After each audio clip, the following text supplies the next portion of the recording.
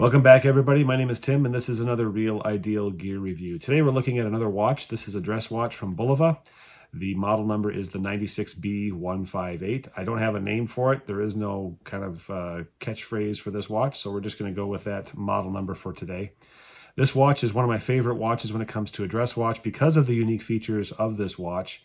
It has a fantastic looking dial that has some really unique texturing and qualities to it. It also has the Precisionist movement, which to me is the closest I'm going to probably get to a Grand Seiko. So let's take a look at this watch and look at the 5 things that we typically look at, which are size, fitment, finish, accuracy, and then legibility in lume. So let's get started with size. At 9 millimeters thick, this watch is a thin watch, and this watch will be highlighted in my ultra thin watch video that's going to be coming up fairly soon, where I talk about the benefits of having ultra thin watches and what are some things to look for. So this watch will be included in that. It does fit really nice on the wrist. The profile is low. It has a mineral crystal, and so those two things combined I think really help to protect the crystal from a lot of scratches when it sits so low on the wrist. It also has a larger dial, 42 millimeter dial, and with no bezel, that dial takes up a lot of real estate. It's really easy to see without glasses on, which is one of my standards when it comes down to legibility. We'll talk about that later. But there's a lot of real estate on the dial so that you can really see which where the minute hand is sitting, so you can get the more precise reading on the minute, the hour hand, the movement and everything. And you really get to notice the sweeping motion, almost sweeping motion of the second hand on this watch. So when it comes to fitment, this watch has a great strap. It has a leather strap that is, what is that, faux alligator or crocodile? And it fits really well. The holes that are on this will allow for some great adjustments on the watch when it comes down to sizing it on the wrist. So this leather also really conforms to the wrist quickly. It doesn't take a long break-in time for this leather strap to conform to your wrist. And so when I wear this watch, and you can see, you know, it really has conformed to my wrist. And I don't wear it a lot because I don't wear dress watches a lot. Typically on Sundays and date night and things like that with my wife, but this is something that it is such a comfortable strap. It has a little bit of padding in it, which I think also helps it conform and stay conformed to my wrist. One note though on the strap, that this strap, for those of you with extra large size wrists, this strap may be a little bit short, so keep that in mind. And keep in mind that you may have to have a secondary strap to fit this to your wrist if you have an extra large wrist. Finish on this, high polish. It really has luster all the way around. It's a scratch magnet for that reason, so you know you're going to have some scratches, especially along the edge of the bezel or the edge of the case where it rubs into things. But I think you'll find that the high polish nature of this watch really looks nice. I mean, it really has that dressy quality to it. Accuracy, there is no doubt about this watch when it comes to accuracy.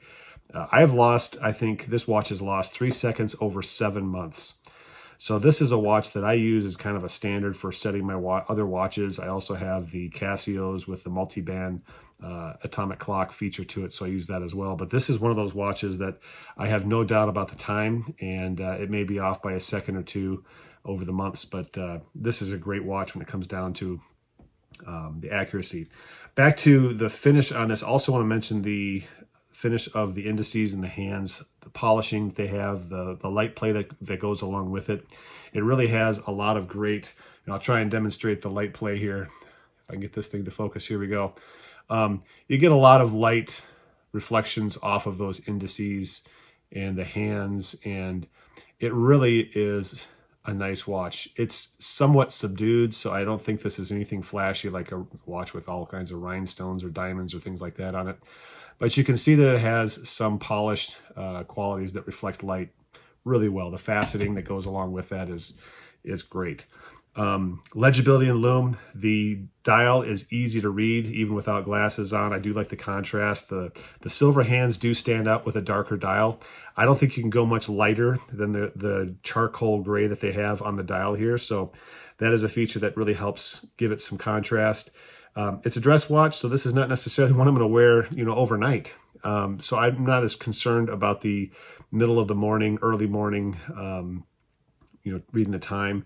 You know, the lume on this, there is some lume, but the lume is it's dress watch level lume. So it's not really anything that you have to be concerned about, because you probably aren't going to wear the watch during those hours of the day anyway. But the contrast is great. It's easy to read. One of the things I'll mention, though, is that you don't see on this a differentiation between the 12 o'clock and the other hour markers on the watch. So I think that is a ding on the, as far as legibility goes.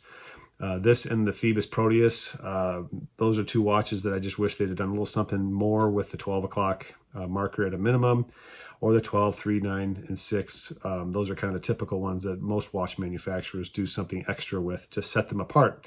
So legibility-wise, that's kind of a ding. You know, when it comes down to lower light situations, you may have a little more time to discern where the 12 o'clock hand or the 12 o'clock indice is.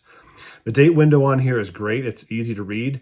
It's big enough to see, you know, the date, obviously. Also, the contrast of the white background and black numbers on the date wheel itself, I think, are great. That to me is fine.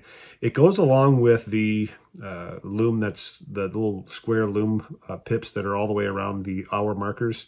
So I think it actually kind of fits in with the rest of it. I prefer when they do date windows to take up the entire indice and not leave little portions of it around. So I think it's good. I like it. It's big enough for me, and generally I can see that without my glasses. When it gets down to the 2 digits, you know, 10, 11, 12, all up to 31, yeah, it's a little tight in there, but that's the way it is with all 2 numbers on a date window. The light play is great. The overall quality of the dial itself, when you look at the dial, the finishing of the dial and the swirl and the texture of the dial, there's different layers to it. There's a kind of an inner hour ring that goes around and touches all the hour markers that set that apart. I just think these are the pieces that give it some texture, some qualities of interest when you look at the watch, especially a dress watch. A dress watch should be certainly, you know, refined and have some unique qualities without being overly distractive. And this really, I think, has a lot of interesting things. The more you look at it, the more you kind of want to move the watch around and see what the reflections do off of that swirl on the inner part of the dial. So the water resistance on this is 30 meters, not millimeters, 30 meters.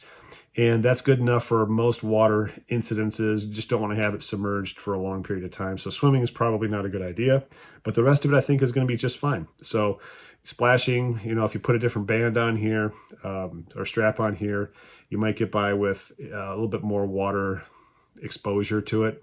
But I don't think this is something that you would necessarily want to take out to the beach for sure.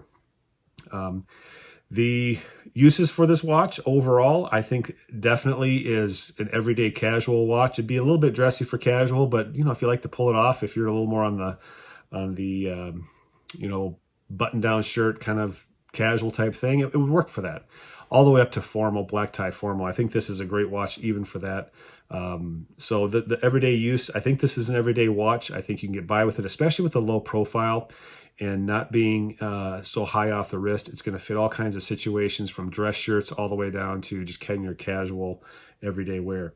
So overall, I give this watch a 9.3 out of 10.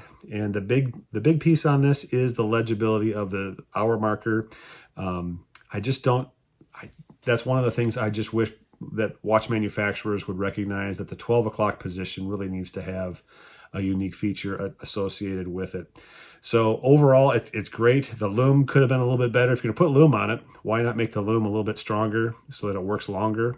And so that's another ding. Not a huge ding overall, but it's there for kind of checking the box as far as the lume goes. They check the box, they've got lume on it, but it's one of those things that I just wish they'd have spent a little bit more money on it. So if you have any questions or comments on this watch, or if you own another Precisionist, there are a bunch of Precisionist watches out there. The versions that I've been seeing now are a little bit more industrial looking, which is a head scratcher for me, because this watch, I haven't seen this around much. I'm not even sure if it's in production still.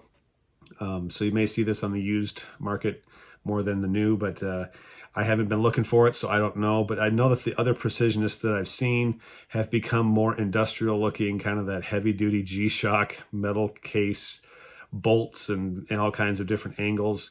Interesting, but just not my cup of tea. And there's a kind of a version in between this watch and those that I'm sort of interested in, and because that watch has a stopwatch to it, and the stopwatch, the second hand, the main second hand actually runs as the primary second hand, and then when you switch to the stopwatch mode, that second hand turns into the timer function or the stopwatch function. So the second hand actually serves two purposes on that watch, and I've been looking for that one. It's kind of a hard one to find, but there are several Precisionist watches that are out there that I think you might find interesting to look at and check out. So again, my name is Tim. This is another Real Ideal Gear Review, and we'll see you next time.